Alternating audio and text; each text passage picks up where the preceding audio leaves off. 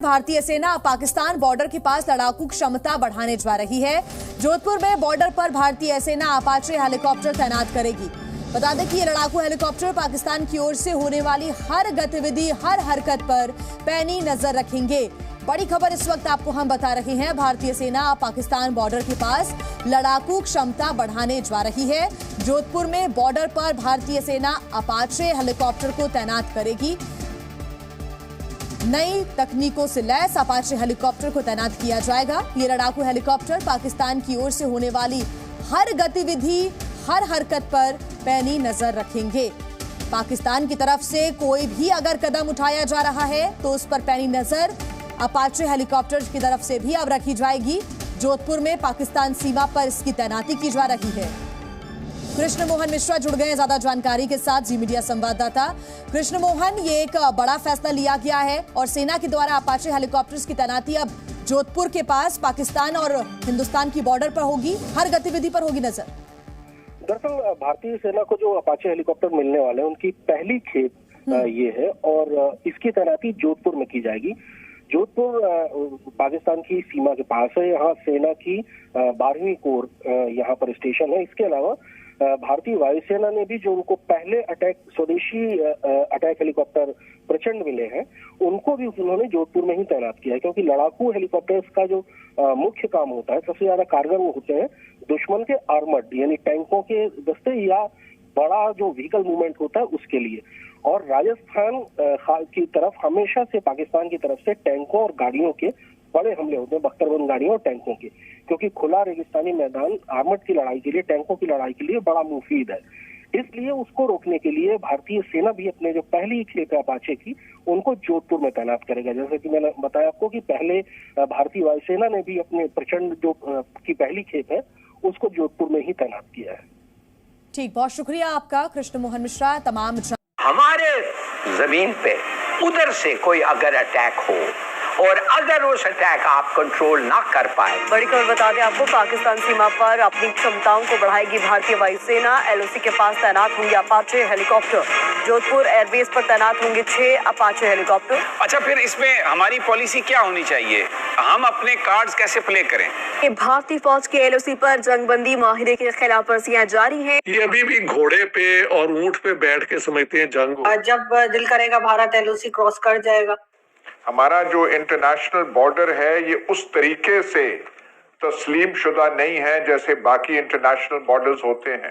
एक ना सिर्फ ये केपीके में, बलूचिस्तान के अंदर भी हालात इसी तरह के, और वो टीटी वालों को जो वो, क्योंकि वो समझते हैं कि वो पाकिस्तान वीक है, आगे से रिटेलिएट नहीं करेगा। ड्यूरन लाइन सारी की सारी, कोई अफगान मकतबा फिक्र का आदमी अशरफ गनी से लेके पता नहीं ये आजकल के हुक्मरानों तक, तालिबान से लेके हर एक जो है ड्यूरन लाइन को वो एक्सेप्ट नहीं करते। मेरे ख्याल के मुताबिक तो खैर हमेशा से ही पिछले 70 साल से इंडिया पाकिस्तान के दरमियान और पूरे साउथ एशिया के लिए एक फ्लैश पॉइंट की हैसियत रखता है। डॉक्टर साहब, कैसे देखते हैं आप ये जो नई डायनामिक्स डेवलप हो रही हैं? मतलब हम जज्बा रखते हैं, जज्बा ईमानी रखते हैं, तो ये बताएं टेक्नोलॉजी अहमियत नहीं रखती? अगर जज्बे के साथ टेक्नोलॉजी हो हमें उस पर यही सोच के तो हम 70 साल में यहाँ तक पहुँच गए हैं और वो 70 साल में कहाँ से कहाँ। जय हिंद दोस्तों, अभी हाल ही फिलहाल में एक बहुत बड़ा रिपोर्ट सामने निकल कर आ रहा है। भारत एक नए मॉडल के माध्यम से अपाची हेलीकॉप्टर को तैयार कर रहा है, जो एलओसी यानी पाकिस्तान और हिंदुस्तान के बॉर्डर पर तैयार करने वाला है। और दोस्तों बताया जा रहा है कि ये अपाची हेलीकॉप्टर फरवरी, मार्च या अप्रैल तक ये वहाँ तैनात किया जा सकते हैं। दोस्तों आप सोच सकते हैं कि भारत की टेक्नोलॉजी अब कितने आगे तक बढ़ गई है। दोस्तों भारत अपने टेक्नोलॉजी के सहारे अपाची जैसे और भी बहुत सारे लड़ाकू विमान बना लिया। साथ ही साथ दोस्तों मैं बता देना चाहता हूँ कि भारत अपने टेक्नोलॉजी के माध्यम से अपाची हेलीकॉप्टर के अलावे काली दुर्गा जैसे लेजर लाइट वाली मिसाइल भी बना दिया है, जो कि चंद घंटों में दुश्मनों के नस्तानाबूद कर सकती हैं। लेकिन दोस्तों ये क्लियर हो गया है कि अपाची हेलीकॉप्टर को बहुत जल्द ही एलओसी यानी भारत और पाकिस्तान के बॉर्डर पर तैयार कर दिए जाएंगे। तो दोस्तों इन्हीं सभी हथियारों को देखते हुए पाकिस्तान, चाइना समेत भारत के जितने भी दुश्मन देश है सब थर-थर आ गए हैं। डॉक्टर साहब, कैसे देखते हैं आप ये जो नई डायनामिक्स डेवलप हो रही हैं, जिसमें वेस्ट ये सोच रहा है कि इंडिया को हम बहुत ज्यादा लिवरेज दे रहे हैं, बहुत कुछ दे रहे हैं? देखिए, अगर आप दोनों मुल्कों की पॉजिटिव रिलेशन से जो फायदे हैं दोनों को बहुत ज्यादा है। मतलब अमेरिका का उतना पॉपुलेशन नहीं है जितना टेक एक्सपर्ट्स है इंडिया में। तो इंडिया का ब्रेन ड्रेन, इंडिया का इतना बड़ा दिमाग है कि आप इंडिया अगर एक छोटा सा हिस्सा भी अमेरिका को दे दें, डॉक्टर्स, इंजीनियर्स, MBAs वगैरह, तो अमेरिका का तो बहुत फायदा होगा ही। नासा में सारे इंडियन पड़े हुए हैं, आप देख लें जहां भी IT सेक्टर्स में।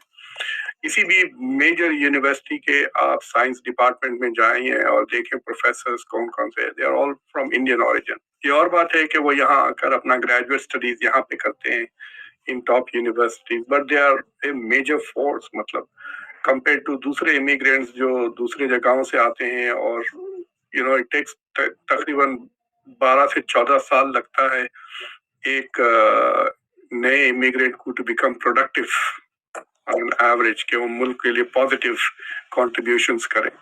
लेकिन जो इंडियंस बंदे आते हैं, खासतौर से टेक के बंदे, वो पैकिंग भी नहीं करते, दे आर प्रोडक्टिव। मतलब वो एक दिन आए दूसरे दिन से वो जॉब पे लग जाते हैं, स्पेशली जो H1 वगैरह पे आ रहे हैं।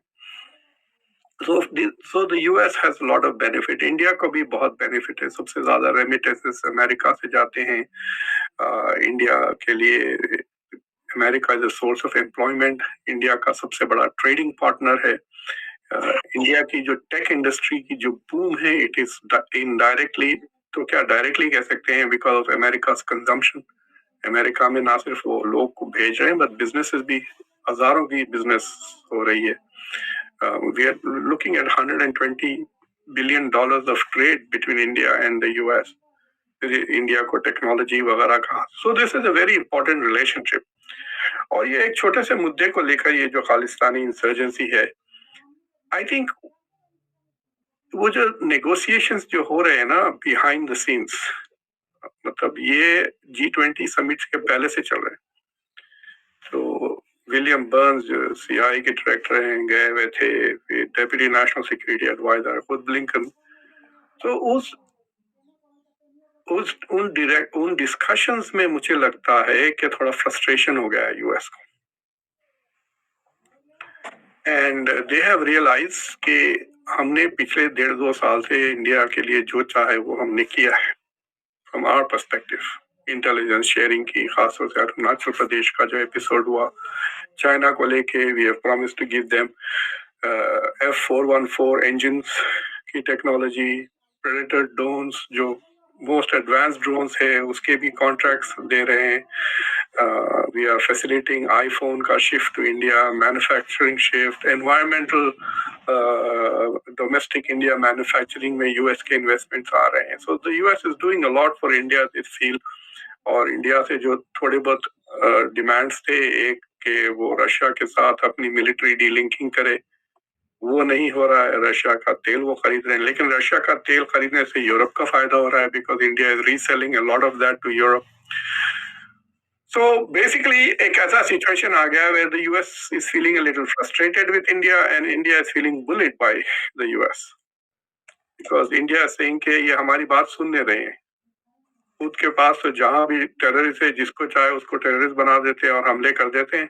और हम कह रहे हैं इतने सालों से कि भाई आपके पास खालिस्तानी पल रहे हैं, हमारी एम्बेसीज पे हमला कर रहे हैं, हमारे कॉन्सुलेट्स को जलाने की कोशिश कर रहे हैं। पिछले महीने 2 हिंदू टेम्पल्स पे हमले हो गए खालिस्तानियों के, यहाँ पर US में ये सारा एपिसोड्स होने के बावजूद। So the India is also getting frustrated with the US के they are not paying attention to India's national security interest.